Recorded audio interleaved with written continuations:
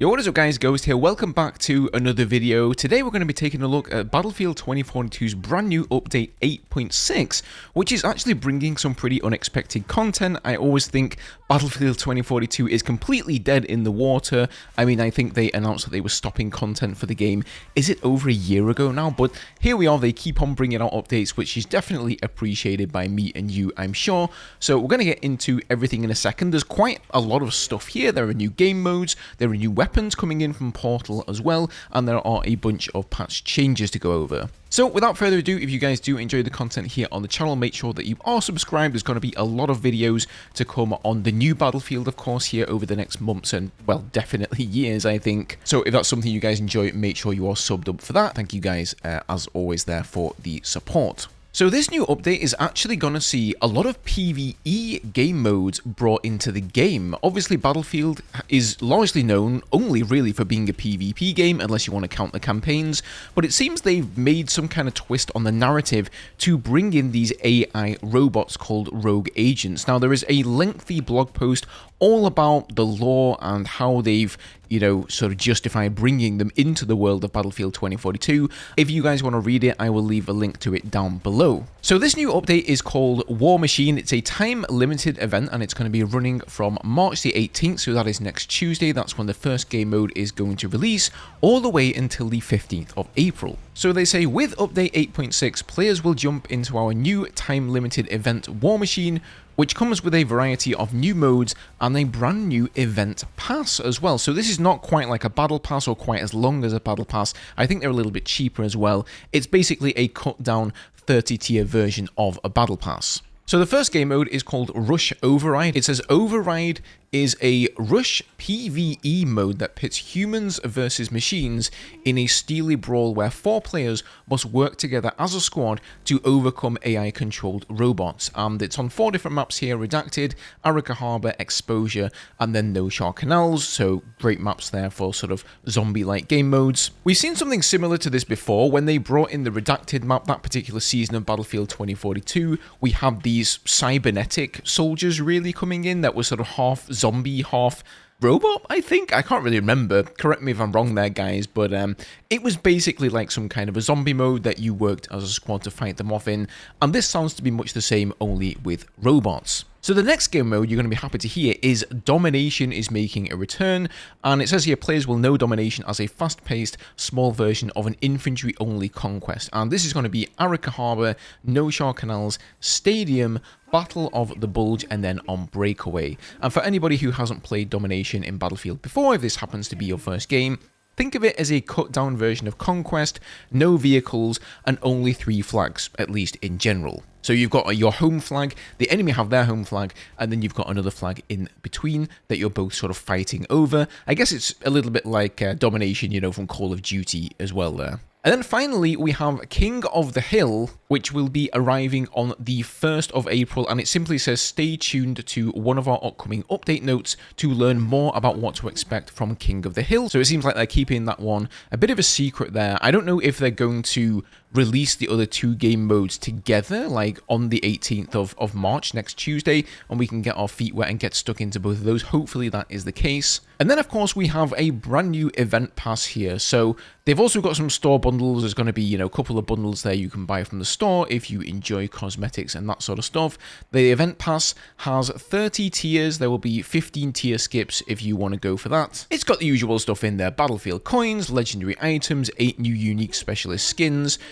I think I bought the event pass for the last one of these. This is the second event pass that they do now after they've actually announced the conclusion of content for the game, but they just keep on bringing more stuff out. I don't really know why that is. Like, they surely have a dedicated team to make this content around the game, so why is it such a big secret that it's actually coming? I suppose they just don't want to commit to anything, but I digress. Now, this next one is probably going to make a lot of people happy. The AN-94 assault rifle is coming back as a vault weapon. So this one, of course, exists in Portal, but so far we haven't been able to use it in the all-out warfare modes, and that is now going to be the case. This one has been a lot of people's favorites, you know, Bad Company, Battlefield 3, and Battlefield 4. It was in all those games because it's just always been a favorite. And they say, we want the AN-94 to have a strong identity around the hyper burst, to be a great choice when you want precision in the close to mid-range combat range. So for anybody who doesn't know, this is like generally used as a burst fire weapon, but you can burst it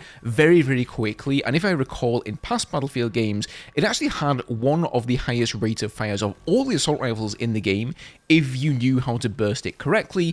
I didn't, because there's something with my brain, it just does not click with burst fire weapons, and I always end up sort of stuttering on them and not doing it correctly, but maybe I'll give this one a go. So for the attachments, there's going to be 8 muzzle attachments, a wide variety of choices to go in loud or quiet, they say here, 9 scope attachments to choose from, and then 8 underbarrel attachments, including the GP30 variety. So these are all of the like underbarrel grenade launcher varieties that are specific there for the AN-94. As part of the transition from Battlefield Portal to the All-Out Warfare mode, the AN-94 will also arrive with mastery, progression, and unlocks, which you've come to expect from vaulted weaponry. So yeah, all that stuff there. Okay, let's move on to some of the changelog here. So first of all, for maps here, they fixed a bug where players could access an unintended area via spawn beacon near the C flag on Redacted.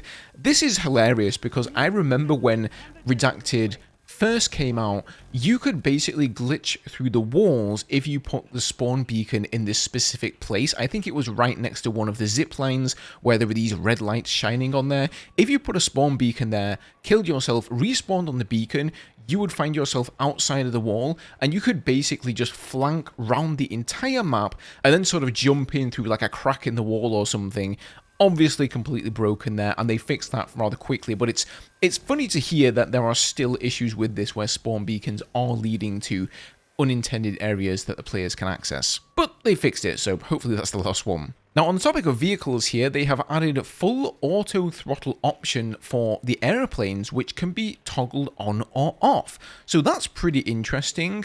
Normally, you have to hold W pretty much the entire time, because the way that jets work in Battlefield 2042, unlike previous games like Battlefield 4 for example, is that the fastest way to turn is basically to be going as fast as possible, so there really is no reason for you to stop holding W or holding up on your left thumbstick and accelerating, unless of course you need to slow down. So now you're going to be able to do that as default, so when you're not holding any keys on the left hand there, it's just going to be full throttle, and as soon as you hit the brake, it's going to brake. I think that's a really good change. They fixed inconsistent camera behavior on Portal's HMMWV, which is a bit of a mouthful. I believe that is just one of the jeeps or one of the buggies from Portal. They've also fixed the red vignette indicating your soldier is at low health would not show while sitting inside open seats of a vehicle. So obviously that would like lead to you not knowing that you're on super low health, then you jump out and almost instantly die. The next section here is on weapons. So they fixed an issue where the AK-5C sometimes had double handling modifiers from suppressors under certain circumstances. Oh! So, for those of you who use the AK-5C, and I've been using it a lot actually recently in much of my footage, in fact I guess right now that you're watching some footage of the AK-5C, the best build for this has always been with a suppressor, and maybe this explains it. It's been getting double handling modifier buffs from the suppressors. They say here under certain circumstances. I wonder what those circumstances are. Does it, matter what other attachments you have equipped with the suppressor? Maybe it was the subsonic ammunition, because that was a really popular thing to combo with the suppressor there. And if that is the case, that makes me kind of sad, because the AK-5C is one of my absolute favorite assault rifles with that specific loadout in the game. The GP30HE, so this is the underbarrel grenade launcher for the AN-94, now deals consistent damage on direct impact. Previously, the lack of feedback could cause confusion when hitting an enemy directly. And then here they have added bullet type icons to the close combat magazine for the BSVM, which was missing before. That's also kind of interesting because there is a lot of misinformation when you go to the plus menu, or you even go to the weapons customization screen and you look at the rate of fire for weapons, or really just any information about any attachment in Battlefield 2042. A lot of them are just wrong. In fact, I'm going to go ahead and link up Sorrow's scribbles. This guy has spent painstaking amounts of time calculating and detailing all of the weapon statistics for every single weapon in the game, all of the attachments, and I think his is actually more accurate than what it says in-game directly from DICE. So sometimes it is good to compare, apples to pears and see if it is actually accurate or not. And then the last section here is called Gameplay Flow and Social. So they fixed a bug where the remaining player count would be displayed in the social menu for friends playing Hazard Zone. No telling your friends how many enemies are left, you meanie. Does anybody even play Hazard Zone? Like, how did they even find this bug?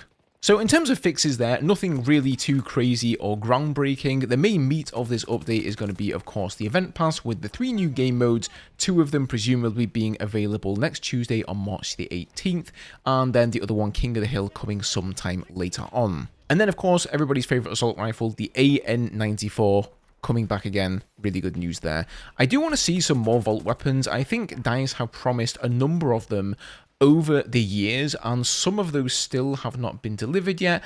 I am still holding out for my favorite Vault vehicle, which would be the A-10 Warthog, the attack jet for the US side in Battlefield 3. I'd like to see that come to the main game. Who knows if we're going to get it? We've already gotten 2 Vault vehicles so far, so never say never, guys. Right, that's going to do it for today. Leave a like if you enjoyed the video. Subscribe for more Battlefield. Let me know what you thought of this update down below, and I'll see you guys in the next one.